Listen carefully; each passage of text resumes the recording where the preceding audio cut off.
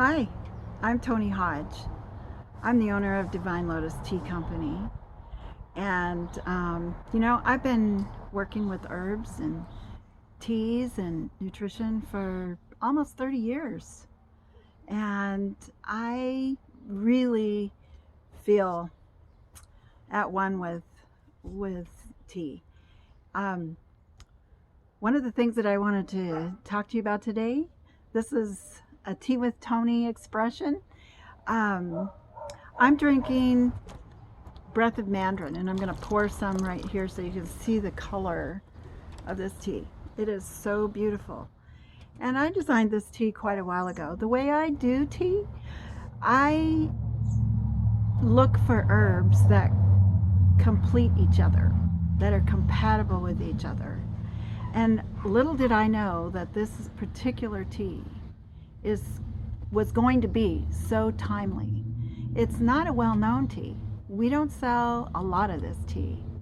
And I am not going to be here to sell you on tea, on herbal tea, or any other kind of tea today. I am giving you some ideas.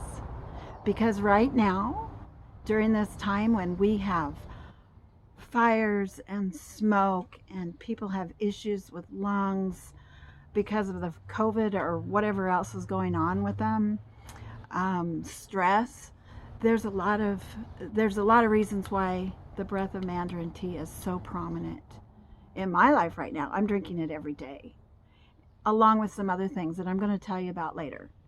But I just looked up the word breath because this is called Breath of Mandarin.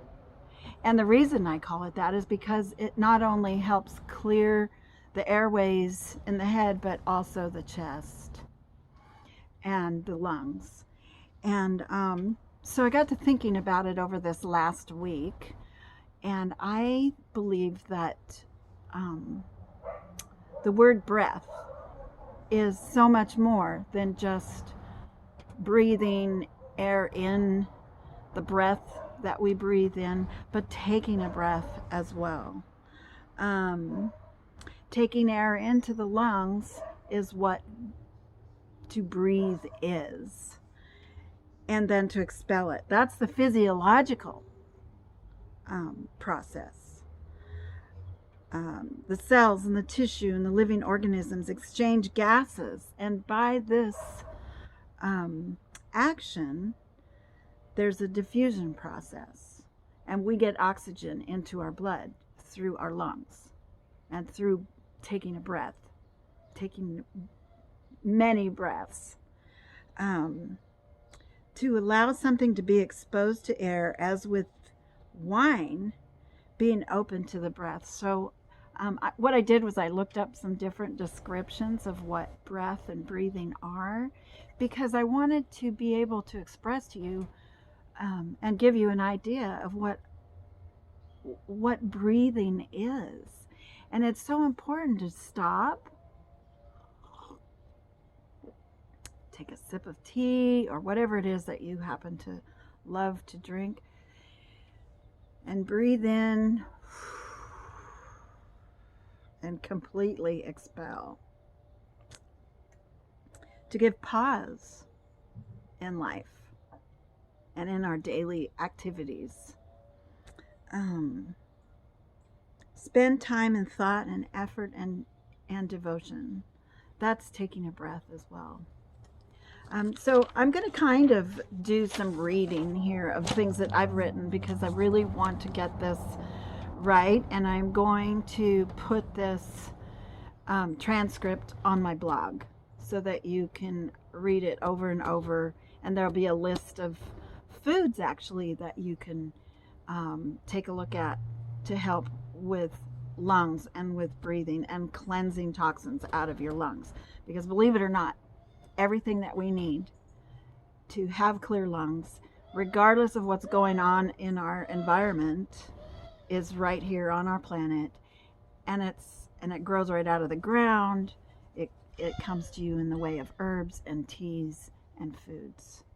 So let's breathe together for a minute.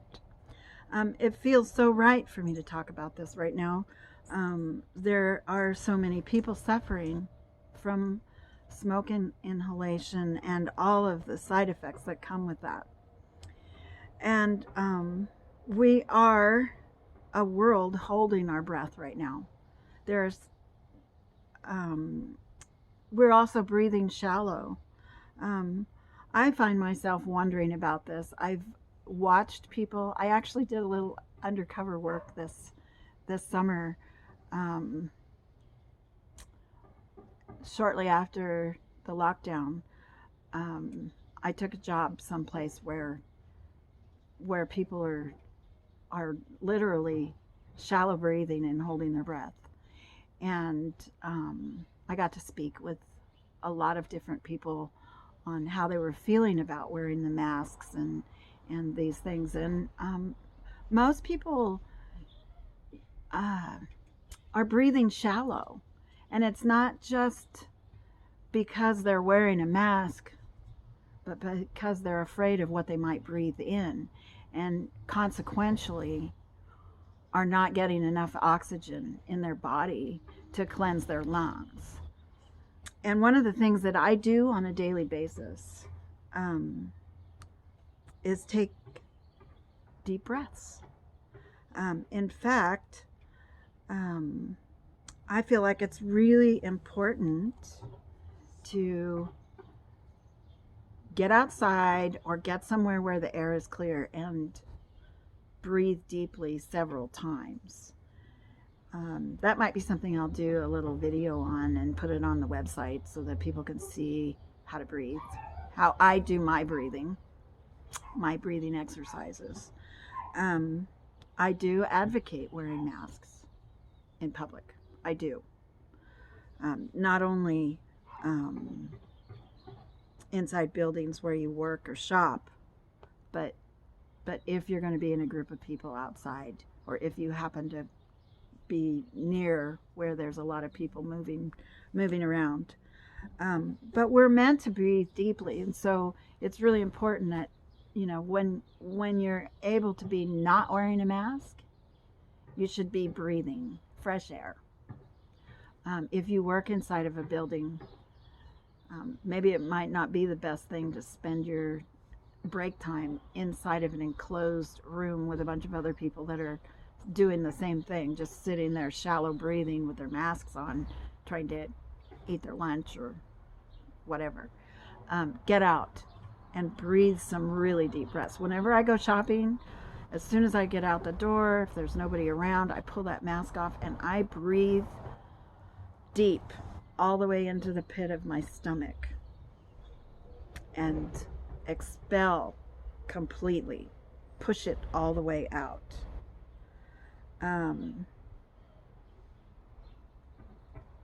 Holding your breath is not much, much more different than breathing shallow, because breathing shallow means that you're not pulling the oxygen down into your system, and that causes weak lungs, and weak lungs means that your immune system is going to be compromised.